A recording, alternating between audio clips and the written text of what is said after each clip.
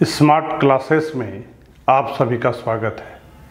Dear student, आज हम आपको बताएंगे कैश फ्लो स्टेटमेंट का जो 6 मार्क्स क्वेश्चन है, इसको आप कैसे आसानी से अचीव कर सकते हैं। Here is format for cash flow statement. Cash flow statement में 3 एक्टिविटी होती है। A, cash flow from operating activity, B, cash flow from investing activity, C, cash flow from financing activity. ये सारे एक्टिविटी के बारे में हमने पहले ही वीडियो में अलग अलग बता दिया है। पहले ही के वीडियो में cash flow from operating activity, cash flow from investing activity, cash flow from financing, सारे को हमने डिटेल में पिछले वीडियो अगर आप देखेंगे तो उसमें हमने डिटेल में बता दिया है। अब यहाँ पर यह है कि कैसे आप 6 मार्क्स बोर्ड में अचीव करोगे। तो आपकी जो आंसर शीट होगी उसके लेफ्ट में सिर्फ और सिर्फ बनाइएगा number A, cash flow from operating activity, और जो आपकी आंसर शीट होगी उसके राइट साइड में दाहिने वाले पेज में आप बनाएंगे B and C, cash flow from investing activity and cash flow from financing activity. याद रखना है, 6 मार्क्स अचीव करने के लिए हम जो आपको बता रहे हैं उसको ध्यान से सुनिए। कॉपी की जो आपकी आंसर शीट होगी उसके लेफ्ट में सिर्फ और सिर्फ आप बनाएंगे cash flow from operating activity, और आंसर शीट के दूसरे तरफ जो राइट साइड का पेज है उसमें आप बनाएंगे cash flow from investing activity and cash flow from financing activity. एक वर्किंग नोट आप पहले या बाद में बना सकते हैं, calculation of net profit before tax. ये हमने पहले ही आपको किसी वीडियो के माध्यम से आपको बता दिया है। नेट प्रॉफिट बिफोर टैक्स आप कैसे कैलकुलेट कर लेंगे। तो सबसे पहले ऑपरेटिंग एक्टिविटी में आप लिखेंगे नेट प्रॉफिट बिफोर टैक्स। ये कहाँ से आएगा? वर्किंग नोट में आप कैलकुलेट करेंगे नेट प्रॉफिट बिफोर टैक्स को, और यहां पर उसके अमाउंट को आप डिटेल में लिख देंगे। अब यहां पर आपको जानना है कि नेट प्रॉफिट बिफोर टैक्स में हम क्या क्या प्लस करते हैं। नेट प्रॉफिट बिफोर टैक्स में हम क्या क्या प्लस करते हैं? Depreciation, goodwill, patent, copyright, written off, इसको हम लोग प्लस करते हैं। Preliminary expenses, discount on issue of debenture, interest received, इसको हम लोग माइनस करते हैं। इंटरेस्ट रिसीव, रेंट रिसीव, इसको हम लोग क्या करते हैं? माइनस करते हैं। Interest paid on debenture, interest paid on long term loan, ये सारे को हम प्लस करते हैं। Loss on sale of fix asset, इसको हम लोग प्लस करते हैं। Profit on sale of fix asset, इसको हम लोग माइनस करते हैं। Increase in provision for doubtful debts, इसको हम लोग प्लस करते हैं। Decrease in provision for doubtful डेब्ट, इसको हम लोग माइनस करते हैं। तो ये सारे item net profit before tax में जब हम प्लस और माइनस करेंगे तो ये जो रिजल्ट होगा सारे का, net profit before tax including जितने भी सारे आइटम हमने प्लस के बारे में कहा और जितने भी आइटम हमने माइनस के बारे में कहा, ये सारे को प्लस माइनस करेंगे तो जो रिजल्ट आएगा उसको हम लोग बोलेंगे operating profit before working capital change. अब इसमें हम decrease in current asset and increase in current liability को प्लस करेंगे and increase in current asset and decrease in current liability, इसको हम क्या करेंगे, माइनस करेंगे। तो हमारे पास थोड़ा देर पहले हमने बताया था क्या था, operating profit before working capital change, उसमें हम प्लस माइनस करेंगे। प्लस करेंगे किसको, decrease in current asset and increase in current liability, और माइनस किसको करेंगे, increase in current asset and decrease in current liability. तो ये तीनों आइटम को जब हम प्लस माइनस करेंगे तो हमारे पास होगा net cash generated from operating activity, और इसमें हम इनकम टैक्स पेड को माइनस कर देंगे तो जो रिजल्ट आएगा it will be cash flow और यूज इन ऑपरेटिंग एक्टिविटी। ये हमारा कंप्लीट हो गया। अब हम लोग बात करते हैं इन्वेस्टिंग एक्टिविटी का। तो जैसा कि हमने आपको बताया है कि इन्वेस्टिंग एक्टिविटी में sale of fixed asset, sale of non current asset, purchase of fixed asset, purchase of non current asset, sale में प्लस में होगा और परचेज माइनस में होगा। अब यहां पर होगा interest received, dividend received, rent received. आपस में प्लस माइनस करने के बाद जो रिजल्ट आएगा उसको हम लोग बोलेंगे net cash flow from investing activity. अब हम बात करेंगे C, cash flow from financing activity.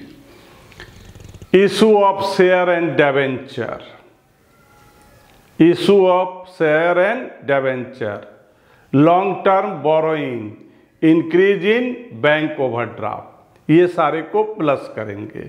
अब माइनस करेंगे repayment of, redemption of debenture and preference share, repayment of long term borrowing, decrease in bank overdraft, ये सारा आइटम हमारा minus में होगा।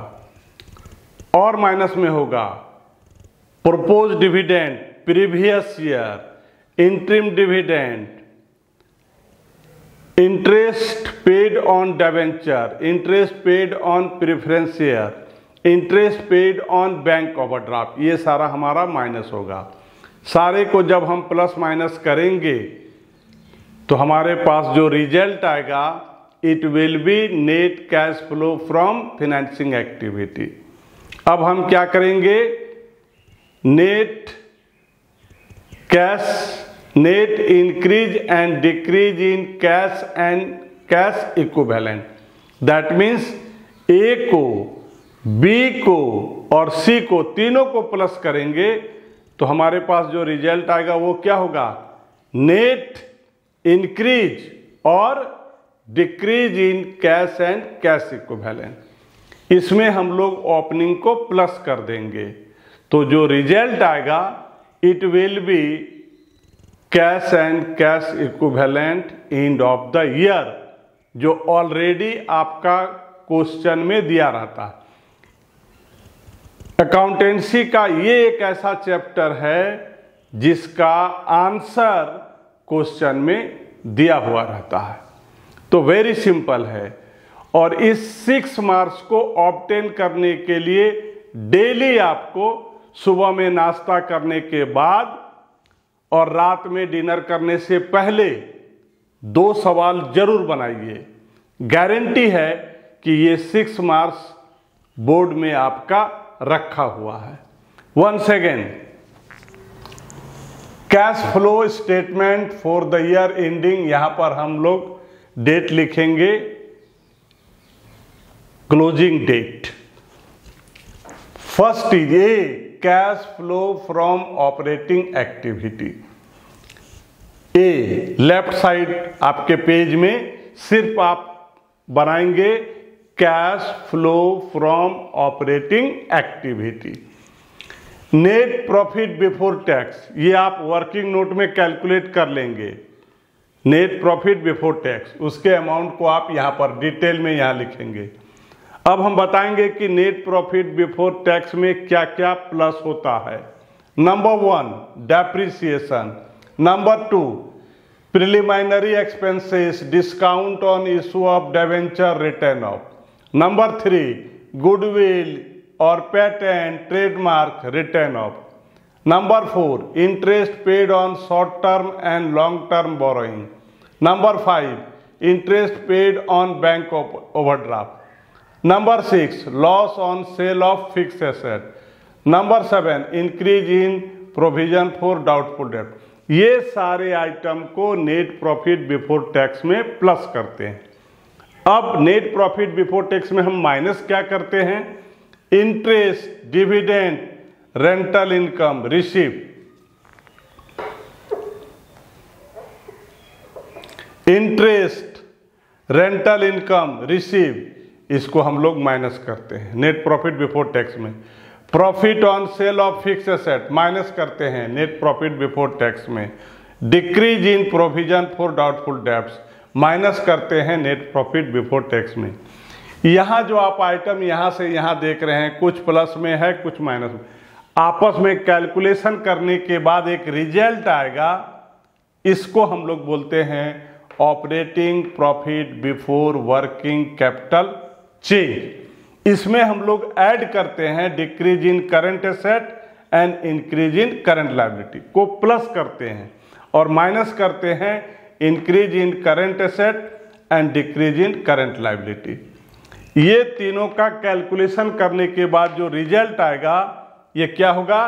Cash generated from operating activity. इसमें हम लोग इनकम टैक्स पेड को माइनस कर देंगे। माइनस करने के बाद ये जो रिजल्ट है ये अगर प्लस में आएगा तो लिखेंगे नेट कैश फ्लो, अगर माइनस में आएगा तो लिखेंगे net cash use in operating activity.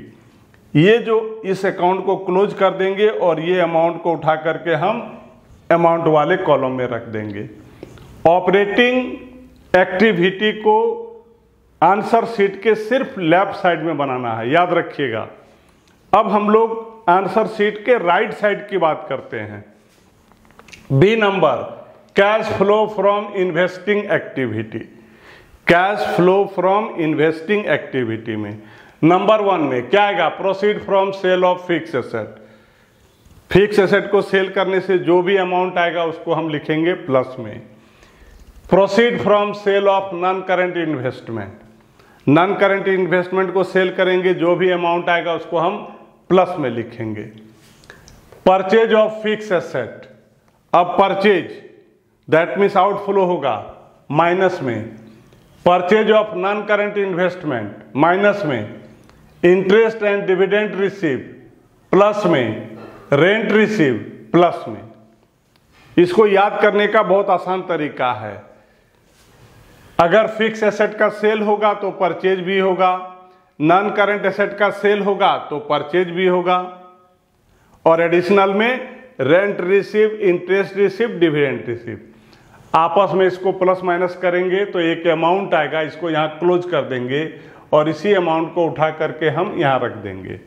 फिर यहाँ पर अगर प्लस में आया तो नेट कैश फ्लो, अगर माइनस में आया net cash use in investing activity. ये बी नंबर का अमाउंट मेरा, उसको फिर हम अमाउंट वाले कॉलम में रख देंगे। अब सी की बात करेंगे, फाइनेंसिंग एक्टिविटी का, cash flow from financing activity का। इसमें याद रखिएगा 4 ऐसे आइटम है जिससे कंपनी में आपके बिजनेस में पैसा आता है। Issue of share, issue of debenture, long term borrowing and increase in bank overdraft. ठीक ये सब प्लस में होगा। ठीक उसी तरह से 4 आइटम में पैसा बाहर जाता है, आउटफ्लो होता है। किसमें? Repayment of preference share and debenture, repayment of long term borrowing, decrease in bank overdraft, ये सारा आपका माइनस में होगा। इसके अलावा interim dividend paid, propose dividend previous year का, interest on debenture paid, interest on long term borrowing, ये सारे आइटम आएंगे। इसको आपस में प्लस माइनस करेंगे, जो भी रिजल्ट आएगा इसको क्लोज कर देंगे और इस अमाउंट को उठा के हम यहाँ रख देंगे। अब हमारा होगा डी। डी में हम क्या करेंगे, ए बी सी तीनों को क्या करेंगे, प्लस करेंगे। और यहाँ पर लिखा हुआ है नेट कैश इंक्रीज, अगर प्लस में आएगा तो इंक्रीज और माइनस में आएगा तो decrease. Net cash increase decrease in cash and cash equivalent, A plus B plus C यहाँ पर हम लिख देंगे। और इसमें हम opening cash and cash equivalent को ऐड कर देंगे। जो रिजल्ट आएगा it will be cash and cash equivalent end of the year. Dear student, अगर आपको मेरी वीडियो अच्छी लगती है तो वीडियो को लाइक कीजिए, शेयर कीजिए और चैनल को सब्सक्राइब। Thank you.